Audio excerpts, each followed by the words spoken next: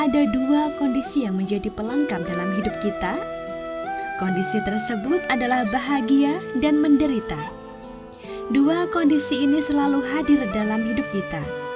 Bahkan kita tidak bisa menghindarinya dan hanya memilih salah satu di antara kedua kondisi tersebut.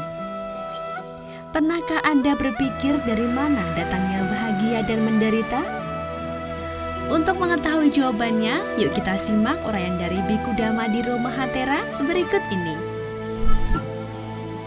Nah, sekarang sesungguhnya kita menilai juga bahwasanya antara penderitaan dan kebahagiaan itu tidak muncul secara sekonyong-konyong, secara tanpa sebab. Bahkan kebahagiaan atau penderitaan itu tidak muncul dari sisi luar. Bukan dewa memberi kebahagiaan, bukan setan memberi penderitaan, bukan bencana mendatangkan penderitaan, bukan mendapat hadiah mendatangkan kebahagiaan. Semuanya itu sifatnya relatif, masih tidak sedikit ya hal-hal yang tampaknya itu semestinya orang yang mendapat itu adalah menjadi senang. Nah, memungkinkan sekali orang yang mendapat, pihak yang mendapat itu justru mendapati penderitaan.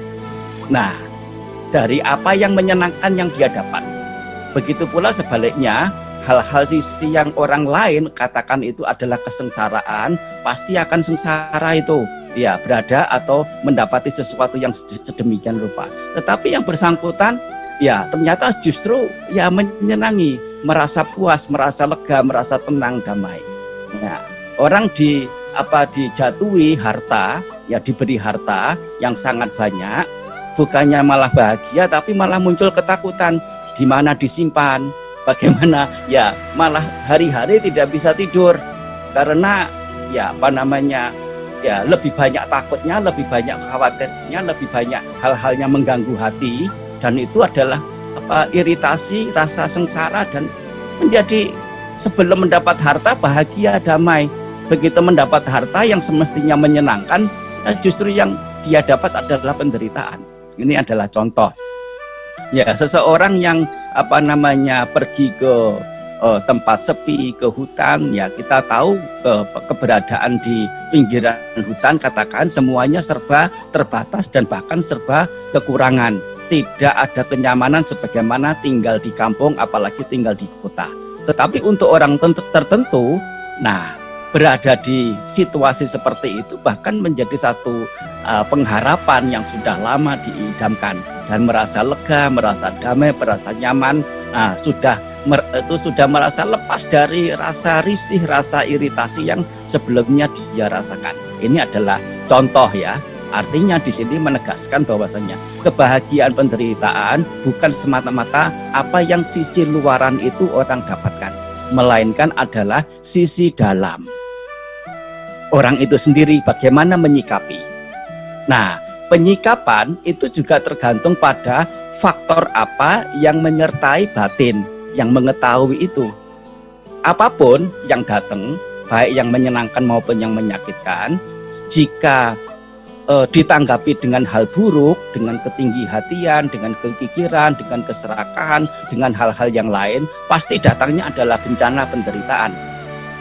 Nah, sebaliknya hal apapun baik yang menyenangkan atau yang menyakitkan, tetapi ditanggapi dengan nilai-nilai bajik yang muncul disertakan dalam batin, semuanya itu akan menjadi keberkahan, akan menjadi keberuntungan, akan menjadi perlindungan bagi dirinya. Nah, di sini tentu juga sudah disinggung secara nyata oleh Rama Slamet Rozali. Apa itu? Nah, begitu membaca parita, tidak lain adalah membaca dharma, pengotor-pengotor batin akan lengser, akan gugur. Oleh karena apa yang disabdakan oleh Sang Buddha itu sedemikian nyata dan sedemikian indah, bisa dimengerti secara akal dan secara indrawi juga bisa dibuktikan.